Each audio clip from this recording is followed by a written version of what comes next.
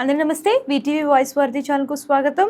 మనతో ప్రముఖ ఆధ్యాత్మికవేత్త అలాగే ఆస్ట్రాలజర్ అయినటువంటి ప్రొఫెసర్ డాక్టర్ ముల్లపూడి సత్యనారాయణ మూర్తి గారు ఉన్నారు. ఆయనతో కొన్ని విషయాలు మాట్లాడదాం. నమస్తే గురుగారు. నమస్కారం మా సంతోషి. సార్, మొన్న కాంక్లేవ్లో రేవంత్ రెడ్డి గారిని కలవడం జరిగింది మీరు. అలాగే అక్కడ ఆయన స్పీచ్ కూడా విన్నారు. సో ఆయనతో మాట్లాడారు. మరి ఆ స్పీచ్లో కూడా ఆయన కొన్ని వ్యాఖ్యలు చేశారు. 2034 వరకు నేనే సీఎం అని చెప్పేసి. సో దీని గురించి మీ స్పందన ఏంటి? మీరు ఏమనుకుంటున్నారు చెప్పండి. రేవంత్ రెడ్డి గారు ఒక మహామేధావి. ఆయన వాక్చాతుర్యంలో ఆయన మించిన వాళ్ళే లేరనమాట. ఆ రోజు సెంటర్ ఆఫ్ అట్రాక్షన్. నేను చంద్రబాబు నాయుడు గారిని ముఖ్యమంత్రిగా ఉన్నప్పుడు కలిశాను, కిరణ్ కుమార్ రెడ్డి గారిని కలిశాను, ఇంకా ఈఎస్ఎల్ నరసింహం గారు అయితే మన గురుగారే గవర్నరు. అలా రోషయ్య గారిని ముఖ్యమంత్రిగా ఉన్నప్పుడు కలిశాను, పివి నరసింహారావు గారే ప్రైమ్ మినిస్టర్గా ఉన్నప్పుడు కలిశాను నేను. వాళ్ళ మనవడు కూడా ఇప్పుడు నాతో రెగ్యులర్ మాట్లాడతారు. అలాగే S M Krishna Karnataka chief minister, Vilasrao Deshmukh Maharashtra CM, అలాగే Suman Krishnakant vice president of India. ఇలా చాలామందిని చూసుకున్నాను. నాకు రేవంత్ రెడ్డి గారిలో ఒక ప్రత్యేకత కనబడింది. నాకు చాలా అద్భుతమైన వక్త అనమాట. ఆయన ఎంత సెల్ఫ్ కాన్ఫిడెంట్గా చెప్తున్నారంటే 5 సంవత్సరాలు నేనే సీఎం, 2029 తర్వాత 2034 వరకు నేనే సీఎం, ఆ తర్వాత నేను సెంటర్కి వెళ్ళిపోతాను. నేను పిఎం అని అనలా పాప, నేను సెంటర్కి వెళ్ళిపోతాను, నా ప్లాన్స్ నాకు ఉన్నాయన్నారు. అదేంటి సార్ అంత కాన్ఫిడెంట్గా ఎలా చెప్తున్నారంటే, నేను మామూలు జెడ్పీటీసీ జిల్లా పరిషత్లో చిన్న పోస్టు, ఆయన ఫస్ట్ టైం రాజకీయంలో గెలిచిన తర్వాత, ఆ తర్వాత నేను అక్కడి నుంచి గెలిచిన తర్వాత ఎంత సీఎం అవుతాను అనుకున్నావా? సీఎం అవ్వలేదు కదా. సీఎం ఖచ్చితంగా ఆయన విలేకరిని అడిగారు, ఆయన రిపోర్టర్ని, మనని అవ్వలేదు కదా, అవుతానని అన్నాను కదా, అయ్యాను కదా. సో అలాగే నా టార్గెట్ నాకు ఉంది. అలాగే నేను తప్పకుండా నేను నెక్స్ట్ 5 years అవుతాను, ఆ తర్వాత నేను సెంటర్కి వెళ్ళిపోతానన్నారు. ఇది పక్కాగా జరిగేటటువంటి విషయం. ఆ తర్వాత ఆయనలో విజన్ నేను చూసినప్పుడు పివి నరసింహారావు గారిలో నేను చూసింది కనపడింది. పివి నరసింహారావు గారు ఎప్పుడు చెప్పినా సరే ఆయన ఎంత గొప్ప సంస్కారవంతుడంటే, పివి నరసింహారావు గారు, చంద్రబాబు నాయుడు గారు, S M Krishnakant, Vilasrao Deshmukh, Suman Krishnakant vice president of India అందరూ రవీంద్ర భారతిలో 2 స్వాతంత్ర సమరయోధులు రాసినటువంటి పుస్తకానికి ఒక 20 సంవత్సరాల బ్యాక్ మనం అది జరిగినప్పుడు మేము వెళ్ళాం. నేను కూడా గెస్ట్ కింద వెళ్ళినప్పుడు పివి నరసింహారావు గారు సీఎం చంద్రబాబు నాయుడు గారిని పొగుడుతున్నారు, వేరే పార్టీలు అయినా సరే. అలాగే చంద్రబాబు నాయుడు గారి పాలసీస్ని వాటిని, చంద్రబాబు నాయుడు గారేమో చక్కగా పివి నరసింహారావు గారు చేసినటువంటి విషయాల్ని, ఆ హైజీనిక్ అట్మాస్ఫియర్ రావాలి వేరే పార్టీలైనా. అది మన రేవంత్ రెడ్డి గారు, మోడీ గారు మొన్న జరిగినప్పుడు ఆ సభలో మనం చూసాం. ఎంత చక్కగా ఆయన రెస్పెక్ట్ ఇచ్చారు. తర్వాత మోడీ గారికి, అలాగే రేవంతాజీ అని అడిగినప్పుడు ఆ విలేకరు కూడా అడిగాడు అనమాట. ఏమని అడిగాడు? రేవంతాజీ అని గ్యాప్ ఇచ్చారంటే సర్కాస్టిక్గా ఏదో అంటున్నట్టు ఉంది. అంటే గుజరాత్కి ఇచ్చినటువంటి రేవంత్ రెడ్డి గారు ఏమడిగారు మోడీ గారిని? గుజరాత్ని డెవలప్ చేసినంతగా అంత స్టేట్ని మా తెలంగాణని మీరు నిధులు ఇచ్చి డెవలప్ చేయండి అని అడిగారు. ఇందులో న్యాయం ఉంది కదా. అప్పుడు మోడీ గారు ఏమన్నారు? అప్పుడు డబ్బులు రేటు తక్కువ, అప్పుడు ఇచ్చిన దానికి కనుక మీకు నేను గ్రాంట్ చేసినట్లయితే సగమే వస్తాయి మీకు డబ్బులు అని అన్నారు. అంటే అప్పుడు రేటు వాల్యూ ఎంత అని, దానిపైన చక్కగా ఎక్స్ప్లెనేషన్ ఇచ్చారు రేవంత్ రెడ్డి గారు. కాబట్టి రేవంత్ రెడ్డి గారి జాతకం ప్రకారం కూడా ఆయన మీనరాశి వారికి కేవలము మనకి ఏలినాటి శని దగ్గరకు వచ్చేసింది. ఇప్పుడు శని మనకి మీనరాశిలో ఉన్నాడు. ఆయన రేపు May 4th ఈ యొక్క June 2nd తర్వాత అర్ధాష్టమంలో ఉన్నటువంటి గురుగ్రహము పంచమ స్థానానికి వచ్చేస్తున్నాడు. కాబట్టి పంచమ స్థితిగతుడైనటువంటి ఈ గురువు ఏం చేస్తాడంటే మనకి శుభాలను కలిగిస్తాడు. కాబట్టి ఆయన అద్భుతమైనటువంటి పరిపాలనని ఇవ్వగలుగుతారు.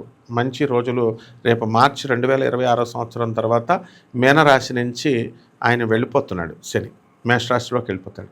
కాబట్టి ఆఖరి అధ్యాయంలో మనకి ఏలినాటి శని అనేటటువంటి దాంట్లో ఎంత మంచి పనులు చేస్తున్నా సరే రేవంత్ రెడ్డి గారికి అడ్డంకులు, అపవాదులు, అపనిందలు వస్తూ ఉంటాయి ఈ 2.5 సంవత్సరాల కాలంలో ఏలినాటి శని. కాబట్టి అయితే ఆయన క్లియర్గా చాలా ఫ్రాంక్గా ఉన్నారు.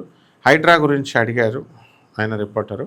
అడిగినప్పుడు మా ఏమండి పాపం మరి పూర్ వాళ్ళు ఏమీ లేనటువంటి వాళ్ళు కూడా వాళ్ళు బలయ్యారు కదండి, వాళ్ళు ఇల్లులు పోగొట్టుకున్నారు కదండి అంటే, ఒక యుద్ధం జరిగేటప్పుడు అద్భుతమైన ఎగ్జాంపుల్ చెప్పారు ఆయన. ఒక యుద్ధం జరిగేటప్పుడు తప్పదు, సామాన్యులు కూడా అమాయకులు కూడా చనిపోవాలి. కాబట్టి చెరువు దగ్గరికి వచ్చినప్పుడు నేను కొట్టుపడేస్తాను, అందులో మొహమాటం లేదంటే ఇది వార్నింగ్ ఇస్తున్నారా అని అడిగారు. వార్నింగ్ కాదు, నేను చేసేది చెప్తున్నాను. అంత ఓపెన్ అండ్ స్ట్రైట్ ఫార్వర్డ్ వ్యక్తి ఆయన. అలాగే చెప్పేటప్పుడు నదుల పేర్లు చెప్తూ గంగా, యమున, సరస్వతి ఇలాంటి నదులు, గోదావరి ఇలాంటి పేర్ల, నర్మదా అని పెట్టుకుంటారు నదుల పేర్లు. మూసీ అని ఎవరైనా పెట్టుకుంటారా? మరి మూసీ నదే కదా, ఎక్కడైనా ప్రపంచంలో ఒక్కళ్ళన్నా పెట్టుకున్నారా? పెట్టుకోలేదు కదా. అంటే అర్థం ఏమిటి? ఆ మూసీని అందంగా తయారు చేసి నేను ప్రజలకు అందించాలనుకుంటున్నాను. దీనికి అడ్డొచ్చినటువంటి వాళ్ళు ఎవరినైనా కూడా నేను స్పేర్ చేయను, నేను చేసుకుంటూ వెళ్ళిపోతానని చెప్పారు. అందులో అసలు డౌట్ లేదనమాట. ఎలా అంటే మూసీకి అన్అఫిషియల్గా ఎవరు కొనమన్నారు? ఇప్పుడు మనకు ఒక లెక్క ఉంది, కొన్ని స్పెసిఫికేషన్స్ ఉన్నాయి. చెరువుగట్టు ప్రాంతాల దగ్గర నుంచి ఇంత దూరం వెళ్ళాలి అని. ఆ దూరాలు ఉన్నప్పుడు మాత్రమే వీళ్ళు ఇల్లులు కట్టుకోవాలా? వాళ్ళు తక్కువ రేట్లకు వస్తున్నాయి, లేకపోతే ఇలా చేస్తున్నామని దగ్గరికి వచ్చేసి మనం కట్టేసుకుంటే, ఇల్లులు కట్టేసుకుంటే ఎందుకు ఊరుకోవాలా సీఎం, నష్టపోయినా సరే? కాబట్టి ఈ రకంగా ఆయన చెప్పుకురావడం జరిగిందనమాట. అలాగే ఈ యొక్క మూసీ నదే కాకుండా సినిమా యాక్టర్ల గురించి కూడా అడిగినప్పుడు, నాగార్జున గారి ఎన్ఎన్ కన్వెన్షన్ హాల్ని పడగొట్టినప్పుడు వాళ్ళంతా మరి మీకు ఎక్కువ బాలీవుడ్ వాళ్ళే సినిమా యాక్టర్లు, అమితాబ్ బచ్చన్ వచ్చి కలుస్తున్నాడు, షారుఖ్ ఖాన్ వచ్చి కలుస్తున్నాడు, సల్మాన్ ఖాన్ వచ్చి కలుస్తున్నాడు, కానీ టాలీవుడ్ సినిమా హీరోలు ఎవరు కూడా మిమ్మల్ని కలవట్లేదు ఏంటి సార్ అని అంటే, వాళ్ళంతా చిన్నప్పటి నుంచి నేను చూసిన వాళ్ళే, వాళ్ళకి ఏమీ అంత సీన్ లేదు చిన్నప్పుడు. నిజం, ఆయన చెప్పింది కరెక్ట్. సెలబ్రిటీస్ అని మనం అంటుంటాం కదా, ఆయన చిన్నప్పటి నుంచి వాళ్ళకి యాక్సెస్ ఉంది. కాబట్టి ఈ ఇప్పుడున్నటువంటి అగ్రహీలో రావనండి ఎవరన్నప్పుడు కూడా రేవంత్ రెడ్డి గారి దగ్గర చిన్నప్పటి నుంచి చూశారు. అందువల్ల వచ్చి వాళ్ళ కోతలు కోసుకోవడానికి ఏమి ఉండదు కదా తెలిసిన వ్యక్తి దగ్గర. వాళ్ళ అమ్మ పుట్టిల్లు మేనమామకు తెలీదా అన్న సామెతలాగా చెప్పారనమాట. కాబట్టి బయట వీళ్ళు అందుకని నన్ను అప్రోచ్ కారు, బయట వాళ్ళు వచ్చి అప్రోచ్ అవుతారని చెప్పారు. కాబట్టి మనకు ఈ మీనరాశిలో ఉన్నటువంటి ఈ రేవంత్ రెడ్డి గారికి జన్మంలో ఉన్నటువంటి శని వల్ల కొన్ని అపనిందలు, కొన్ని ఆయన ఎన్ని మంచి పనులు చేస్తున్నా. అప్పుడు అద్భుతమైన ఇంకో విషయం కూడా చెప్పారు. ఏమన్నారంటే, ఆడవాళ్ళకి నేను సంక్షేమ పథకాలను నమ్ముకోను. వండర్ఫుల్ ఆయన ఆలోచన విధానం. నేను అమెరికా వెళ్ళారు ఆయన, నార్త్ కరోలినాలో వచ్చారు, కొన్ని కొలంబియా యూనివర్సిటీస్లో కలిశారు, స్పీచెస్ ఇచ్చారు, స్టాన్ఫర్డ్ యూనివర్సిటీకి వచ్చారు, అన్ని యూనివర్సిటీస్ తిరిగారు. డ్యూక్ యూనివర్సిటీ, ఇలా Stanford university, Massachusetts institute of technology, Columbia, ఇవన్నీ రెగ్యులర్గా మేము తిరుగుతూ ఉంటాము. ఆ యూనివర్సిటీస్తో వాళ్ళకి incorporation of the syllabus, Prabhat Ranjan Sarkar గారు ఇచ్చినటువంటి సిలబస్ని ఇన్కార్పొరేట్ చేస్తాం, concept of microvita in science అని, అలాగే ప్రౌడ్ థియరీ, ఎకనామిక్స్లో ప్రౌడ్ థియరీ అని, ఇలా.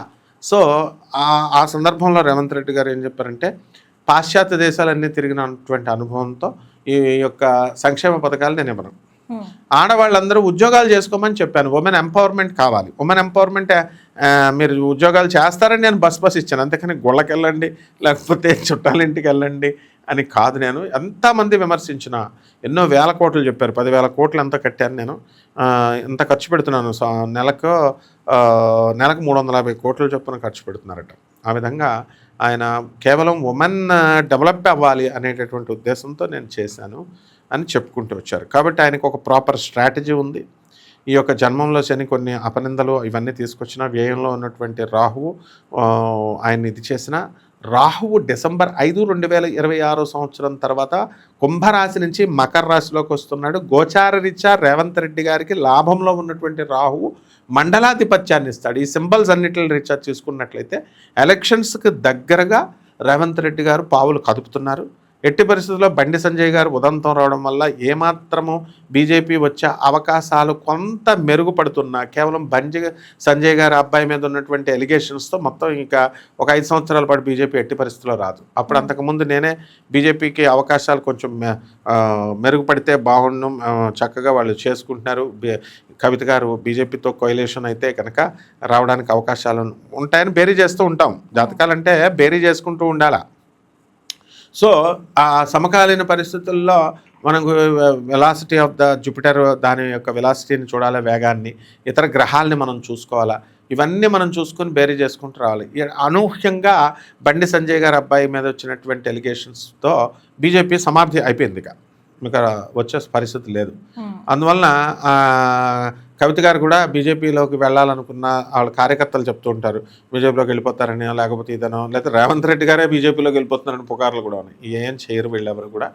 సో ఇవన్నీ పుకార్లు. కాబట్టి ఈ యొక్క లాభంలో ఉన్నప్పుడు ఎన్టీ రామారావు గారికి, సీనియర్ ఎన్టీ రామారావు గారికి మండలాధిపత్యాన్ని ఇచ్చాడు. జగన్ గారికి లాభంలో రాహు ఉన్నప్పుడు మండలాధిపత్యాన్ని ఇచ్చాడు. ఇలా ఎవరికైనా సరే రాహువో దేశ అధ్యక్షుడి పోస్టో లేకపోతే రాష్ట్ర అధ్యక్షుడి పోస్టో అధికారాన్ని ఇస్తాడు. రేవంత్ రెడ్డి గారికి 2029 దగ్గరికి వచ్చేసరికి అదే యోగం జరగబోతోంది. కాబట్టి ఎట్టి పరిస్థితుల్లో అందరూ ఊహించుకున్నట్టుగా కాంగ్రెస్కి వ్యతిరేకత వచ్చేసింది, రేవంత్ రెడ్డి గారి మీద వ్యతిరేకత వచ్చింది. రియల్ ఎస్టేట్ వాళ్ళు అందరూ కూడా వేయరు అని అంటే రియల్ ఎస్టేట్ వాళ్ళని ఎందుకు ఆయన కట్టడి చేశాడు? ఆయనకు వ్యూహం ఉంది. చాలామంది ఇప్పుడు మీ ఇష్టం వచ్చినట్టు మీరు శాచురేటెడ్ స్టేజ్కి రేట్లు పెంచేసుకుంటే ఊరుకుంటారా? పెరుగుద్ది. ప్రతి దానికి కూడా ఆయన ఏం చెప్పుకొచ్చారంటే ఒక సమయం వస్తుంది, ప్రతిదానికి ఒక స్వింగ్ అనేది ఒక సైలెంట్గా ఉండేటటువంటిది. ఇప్పుడు రియల్ ఎస్టేట్కి వచ్చింది. చాలా మెచ్యూర్డ్ పర్సన్ ఆయన. కాబట్టి ఎట్టి పరిస్థితి అండ్ ఓపెన్ మైండెడ్. అండ్ లాస్ట్లో కూడా ఆయన విలేకరు ఏమండి ఇంకా అయిపోయిందండి ఇంటర్వ్యూ అని 2.5 అవర్స్ ఇచ్చినప్పుడు అంత చలోక్తులు కూడా మీలో మీకు నచ్చనటువంటి రేవంత్ రెడ్డి గారు ఎవరన్నా ఏదన్నా ఉన్నారా అని అంటే ఆయన ఏం చెప్పారు, ఉన్నారు, అధికంగా టైం నేను ఎక్కువ ఇవ్వడం అందరికీ వాళ్ళు అడిగిన దానికంటే కూడా అది వాస్తవం. అది ఎంత ఎలాబరేటెడ్గా ఆయనలో ఒక టీచర్ కనబడతాడు మనకి. ఎంత ఎలాబరేటెడ్గా ఎక్స్ప్లెయిన్ చేస్తారంటే ఆయన 2 అవర్స్ వాళ్ళకి మామూలు తక్కువ అడుగుతారు కదా, సేమ్ టైం ఉండదు కదా, అయినా సరే 2.5 అవర్స్ మోర్ దాన్ ఇచ్చినప్పుడు నేను ఇక్కడి నుంచి నేను కరెక్ట్ చేసుకోవాలనుకుంటున్నాను. ఎవరైతే ఎక్కువ టైం ఎక్కువ ఇవ్వకూడదు అని అడిగిన దానికంటే ఇస్తున్నానో అది నేను కరెక్ట్ చేసుకోవాలా అని అంత ఓపెన్గా చెప్పారు. కాబట్టి ఎట్టి పరిస్థితుల్లో కూడా మనకి రేవంత్ రెడ్డి గారు కనుక జాగ్రత్తగా కనుక చేసుకుంటే ఈ 2029లో ఎలక్షన్లో ఆయనదే విజయం, ఆయన కాబోయే సీఎం. ఎట్టి పరిస్థితుల్లో ఆయనకు ఒక విజన్ ఉంది, ఇది ఉంది. మరి మీరు అడగొచ్చు ఏమంటే మరి కవితక్కకి సీఎం పోస్టు వస్తుందని అంటారు, లేకపోతే బీజేపీ అంటే అయిపోయింది అనుకోండి, ఇంకా కేసీఆర్ గారు లేకపోతే మన కేటీఆర్ గారు వాళ్ళు ఉన్నారు కదా వస్తుందన్నారంటే కేసీఆర్ గారికి గ్రామాలలో పేరుంది. విలేజెస్లో కేసీఆర్ గారు తెలంగాణ తెచ్చారని, కేటీఆర్కి ఇచ్చేసిన హరీష్ రావు గారు ఇచ్చేసిన అది రాదు. అలా ఆ చార్మ్ ఎవరిది వాళ్ళకు ఉంటుంది. అలాగే రేవంత్ రెడ్డి గారి చార్మ్ ఆయనకుంది. రియల్ ఎస్టేట్ వాళ్ళు అర్థం చేసుకోగలుగుతారు. ఆయన వల్ల రియల్ ఎస్టేట్ ఏం పడుకోలేదు. వీళ్ళ దురాశ వల్ల, రియల్ ఎస్టేట్ వాళ్ళు చేసినటువంటి దురాశ వల్ల అది వస్తుంది తప్ప రేట్లు బాగా పెంచేయడము, లేని భూమిని క్రియేట్ చేసేయడము, తక్కువ టైంలో ఎక్కువ సంపాదించాలన్న దురాశ, గ్రీడ్, ఇవన్నీ రియల్ ఎస్టేట్ పతనానికి ఇదైంది. అలా కొన్ని సంవత్సరాల పాటు ఇది ఇలా కంటిన్యూ అవుతుంది.